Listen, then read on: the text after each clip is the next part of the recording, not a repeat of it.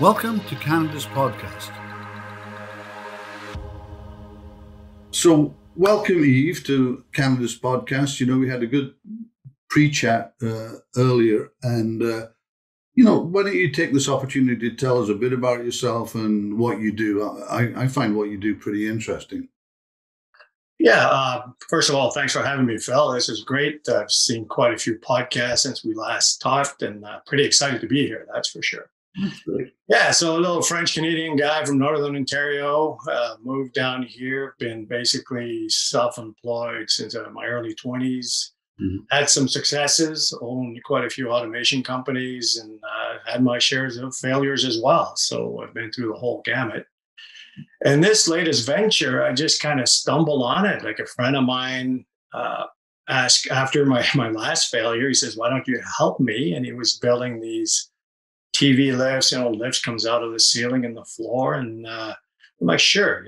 So, and then I saw he had this cabinet coming down to a lady in a wheelchair. I'm like, Jerry, this is pretty cool. I've been bashing steel all my life. And then I see this very practical cabinet. So started talking to him and, fast forward, I launched the company as a separate entity. And then I didn't know what I had. I had a tiger by the tail there. But then this went into the whole aging in place and started the company. Mhm. 2019 November, and then COVID hit. Mhm. So basically, COVID long term will help us because we know now that aging in place, and probably 95% now the numbers are that people want to stay in their homes and avoid long term care facilities. So Mhm. it's been a roundabout way to get here, but interesting. And as you know, being entrepreneurs is it's up and down. And so this is where I am today. And just in the last 3-4 weeks, I gotta say the whole field is very, very different. More into quoting, going to see jobs, and just banging on the phone and to try to talk to people who might be interested. So Mhm. this is where we're at now. So it's interesting, very interesting. Okay, and just explain a little bit more, because your business, although in one sense it's cabinet making and stuff like that, and in another sense it's quite different. So just Oh, describe. Yeah, I think it's really interesting just to describe your niche in that area, if you like. okay. Yeah. Okay. I didn't want to be too much of a No, sales. I don't want you to be too promotional either, but I think it's actually an interesting, Yeah. niche in a trade business, which is really cool. Yeah, like just so people know, we're really automation guys. So Jerry's a great robotic guy, and I learned my robotic skills from him and other people. So what we came up with, or Jerry came up, and we're refining it as we speak. It's a servo motor that takes the whole cabinet and drives it all the way to the counter. Basically, when you touch the counter, there's a safety feature on there just so if we started with spinal cord injury. So this lady has spina bifida, if you look on our channels and so on. Me too. But yeah, so um, basically the lady, is wanted to redo her condo. So she did the entire office. She did the kitchen, the laundry room. But it's basically the whole thing comes down. And with spinal cord injury, when we started, like some people can't feel their hands. So if the cabinet comes down, and it can actually break their hands, and they wouldn't even know. Mhm. So there's a safety feature. So it comes down via a remote, because a lot of the people have accessibility issues. That's how we started. And now we use Alexa and Google voice activated, but we're going towards a whole aging in place now. And now accessibility can just mean someone that's short that can't reach the cabinets. Mhm. My mom was short and couldn't reach the top, the top shelf. So you said you came down from Northern Ontario, Yep. and you worked in the steel. How did you get in? I mean, how did you progress from coming down to Southern Ontario completely different environment. Working in a steel environment to where you are now.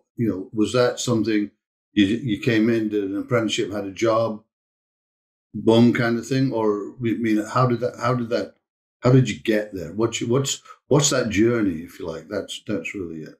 Well, after I graduated, I went up to Thunder Bay, which is now Bombardier, working up there. But I knew I always had to come down south. There was more opportunities, and I just didn't feel that I could reach my whole potential. So I got a job looking.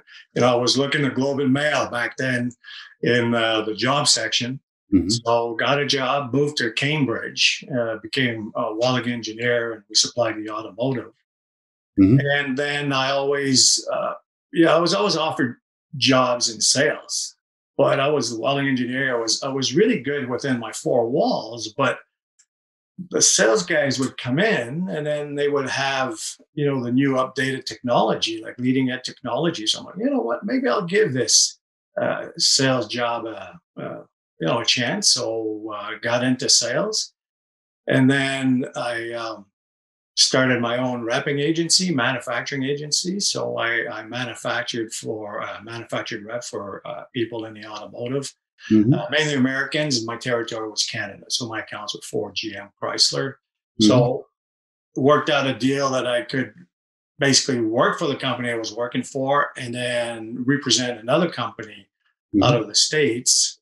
So it was in Canada. So represented a Canadian and American company. And then it just ballooned from there. And then people will say, hey, why don't you represent our stuff in the States? I mean, from the States into Canada, because you're seeing all the same customers. And that's what I did. And that's how then I kind of semi-retired. And then I was bored and I bought a company, and then it wasn't as successful. And then, just... Why wasn't it successful? Just sort of passing on experiences so people can... I grew it too fast, and run out of cash. I tripled the sales in 18 months. And, cash flow is king, right? So you keep hearing that. And the thing with entrepreneurs is you kind of look sometimes too far ahead.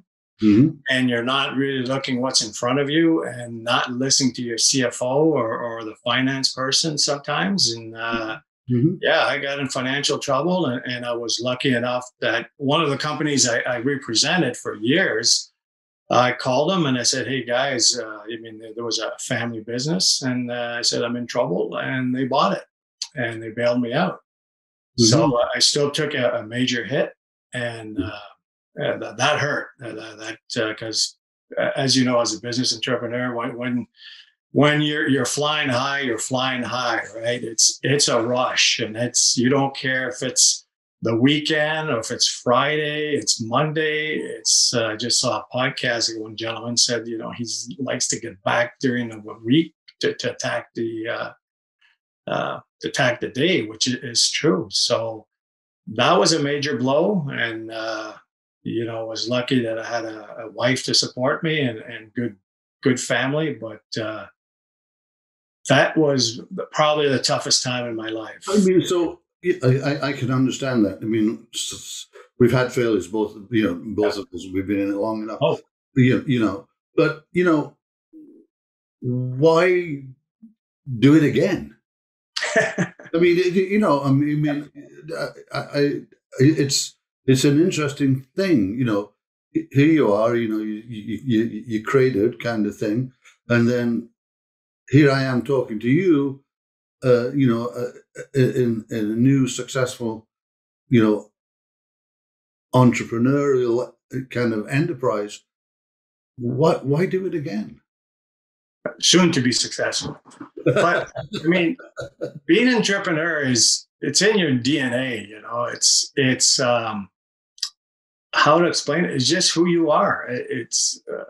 You don't try to be an entrepreneur because you see people entrepreneur. It's because it can be a lonely road, as you know. It can be very, very lonely because you have this vision. No one sees what you see. And but it's exactly that. It's in your DNA, and it's once you've done it. I've had successes as well, and it's a rush, and it's a lot of fun, and you're responsible for everything, and that's why people do it, because sometimes it makes no sense. So you've overcome some challenges. Is it? I mean, is there a formula that you've developed that says, how I've done this, but if I do this and this and this, I can get back here. Is there some kind of, when I say formula, is there some kind of technique that you can maybe let people understand that, that you can be resilient and come back? Yeah, I'm not sure about technique, but definitely when you have a failure, and like I did, and you come out of it, it was dark days, but you came out of it, and then if you keep working at it, it will happen, right? So you pick yourself up, you dust yourself off, and the hardest thing about this whole thing is controlling your mind, right? Is you try not to let your mind escape you. Mm-hmm. And I would probably say sometimes that's the toughest thing. You get up in the morning, sometimes you just don't want to get up because it's so challenging, but you just have to push past that. Mm-hmm. Mm-hmm. So, and then after a while, it's experience. You've had this failure, you're not dead, but you just say, okay, well, we learn from that. Like I said, cash is king. Like right now, my motto is keep the overhead as low as possible. And thank God we did that. My partner, who's now exiting the company, wanted to rent a unit. I'm like, we don't need to rent anything for now. And then so we worked out a deal with the person that makes our cabinets that it's our shop now. That's our shop, and we worked out a partnership. So sometimes you just got to trust your brain and let your brain do the thinking, and you'll come out of it, right? And there's a lot to be said about sleep on it, right?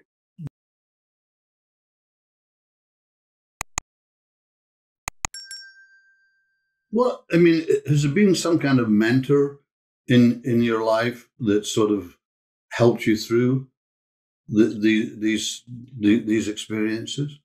Well, there was when I first got into sales. Definitely, I had a mentor. He owned a couple of companies, and even though he was not my boss, he owned the companies.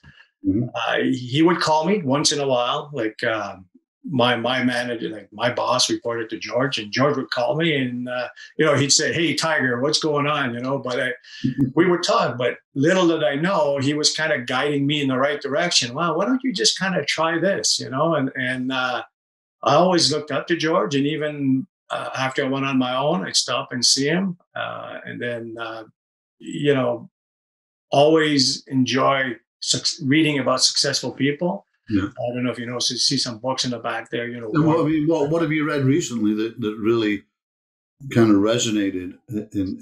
Well, what I had to read in the last little bit was this is a new product. I research it, and if you look automated cabinets, there's not too many people around. I actually did do some research, and there isn't. That's right. No, so it's kind of a little bit of a hard sell. So we advertise with a bunch of affluent because it is a piece of technology and it's not cheap. Mm-hmm. And so we advertise with a bunch of adult communities, pretty affluent communities, and we haven't had anything. And I talked to quite a few business people, and they says, no, we're like social media 100%. So I read maybe 5-6 books in the last 4 or 5 months, like social media, how to, Facebook, and what's the best one, and Instagram. And, like I've had my successes now. Like I've had people get back to me. I was just in Bowmanville, and then hooked up with Panasonic. Panasonic saw what we did, and they have a whole home storage solution, and they liked what we did. So we hooked up, and they recommended my name to a gentleman, a big developer in Montreal, and I was there on the weekend, Saturday, and it's a different storage solution again for condos and people that don't have too much room and accessibility challenge, right? Mhm. So it is. It's like I said, it's exciting times. There's a lot of stuff going on. So mentors, it's I see someone who's successful and asking questions and like to sit down and chat all the time. You know, so you've undergone a lot of things. You know, if you could go back to say mid-20s or whatever, and tell yourself something, what would it be? If I was 20, you said like I Yeah, would probably I thought about this and I tried to do it, but I wanted to go back and get my MBA. So have an engineering background with an MBA, Mhm. and I asked for a leave of absence, but back then I had a house and so on, and went to Laurier to see as a mature student. But probably that's what I would have changed, Mhm. um, and yeah, it might have helped me a little bit along the way. But sometimes life throws you a curve, and you got to deal with it. Mhm. You know, how would you? I mean, how would you describe yourself? I mean, people say resilient, which is a great thing but what makes Eve? What makes what makes what gets Eve here, kind of thing. Um, what gets me here? You mean what?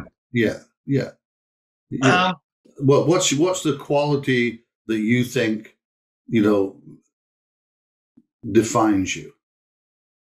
well, I would say probably perseverance. I just don't don't quit. Keep doing it. I remember you had a friend of mine here on the podcast, Spencer Vaughn, and we kite surf together. Yeah, that's right. You And told me. once in a while, by the way, he's not that good, anyways. No, he's great, great guy. Had to rescue him once, but that's fine. But I remember walking down the beach and just swearing up a blue streak. Am I ever going to learn this? And I was having a hard time. Yeah. And come up the stairs at the cottage, and my neighbors, boy, you persevere, my friend. He says, so, anyways, now I'm a pretty good kiter, and basically that's what a business is. And every day you kind of have to say, you know what, I'm that closer to my goal, right? Hmm. Hmm. So you get up, and then when you get these little wins, you're like, wow. So what I did all this time is paying off. And these last 3 weeks have been a lot of fun. Like, It's funny how you hit those curves, those little golden moments, yeah, and they kind of define the next 18 months almost. I think it's kind of like that. No matter how organized your campaigns are or whatever, there's always what I term these little golden moments, and they drive forward basically. yeah, definitely. You have to take those little successes and really embrace them for sure. I ask this to everyone: are you a morning or a night person? It's not mainly because I'm interested in that side of things. Oh, morning, 100%. I'll get up at. Morning definitely wins by about 8 out of 10, I would say, in terms of people. It's kind of interesting. Um, you know, what's keeping you up at night? I mean, we've lived it through this crazy year. Okay, Yeah, I'm just curious. You said, I mean, like all of us, it impacted our business. I think it's the impact's dying off now, but certainly those mid 6 months, where people said, "What the hell am I going to do?" So, what do you feel about that? I mean, definitely. What keeps me up at night is failure. Obviously, if there was so many bad news, but definitely failure. And then right now, cash flow is not that much of an issue because our overhead is so low. But I would say those two, when we're going to start getting the cash, some steady cash in and get this thing going. And, this time I'm not putting my house on the line. I'm not putting give away my first child or something like that to the bank. I've been through that, almost lost my house a couple times, not going to do it again. I learned the hard way as a kid. My dad was an entrepreneur. He lost the house, so I never put the house on the line. It's never been, it wasn't, we didn't have it was okay afterwards, but it was a big shock. That was close. And this venture here is definitely a little bit more thought out infrastructure wise and cash flow and so on. So I'm not a bank anymore. I'm not going to subsidize projects. Yeah. So it's money down plus milestones plus, that kind of stuff. So have learned through the past. And when I was looking at starting something else up, that's something I really thought of. Is like, what can I start?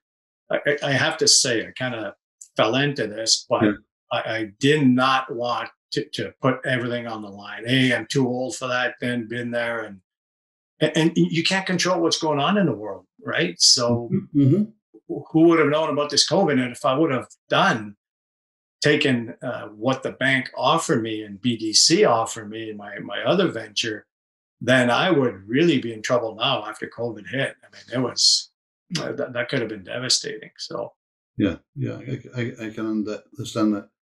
But so you're doing what you're doing now, and you seem to be doing it. But if you weren't kind of the entrepreneur guy, I mean, you touched a little bit by saying you would go back and do an MBA. What would you be doing instead? I mean, I think you found a pretty good niche and you're enjoying it, but is there something that that's what I would like to do? You know what? I would probably have to say this is what I'd be doing, because I was very fortunate. I do kite surf, I windsurf, snowboard, ski. And I kind of, I guess I can say, semi-retired very early, and I did all that to the max. Like windsurf 80 days and snowboard 50 in 1 year, and then I told my wife I'm bored. What can I do? And that's when I bought my company. So I had that early in life, and. Part of me was always thinking, this work thing, you should start working when you're older and then enjoy when you're younger. So we spend the entire summers at the beach with our kids. We were that fortunate. And now I see people that are retired, and it's not like I envy them. I want to work right now, and no, as long as I can still do my hobbies, and this is something that has to go because it does help a lot of people. And it's a product that, and then we have all sorts of other products to help the aging in place. And I mean, the future is exciting, and to get something as exciting as this to get going, I don't know what it would be, but the gentleman I was with on the weekend was 87 years old, still working. Yeah, I think obviously we're both of the age where most of the people around us, our peers, if you like, aren't working. That's right. And I'm not in a rush to join them. It's an interesting thing. Two old guys still being entrepreneurs. It's kind of interesting. This has really been. I knew it would be fun because when we talked earlier, I knew we'd have a fun time. But how can people get a hold of you, Yves? Because we get lots of listeners, lots of viewers, and sometimes these things, from the feedback I've got, sometimes these things spark, and people like to get a hold. They want to make a call, ask you something, that kind of thing. What's the best way to do that? Yeah, you can always reach me. My email, Yves.Trottier at simplefreedom.design. If you go on our website, so that's y.trottier at simplefreedom.design, or call me 905-464-0818. And I'll be happy to chat with anyone. I mean, I think I have some stuff to offer, and always like chatting. Okay, Yves, thanks very much for coming to Canada's podcast. It's been a really good session. All right, really enjoyed it. Thank you so much.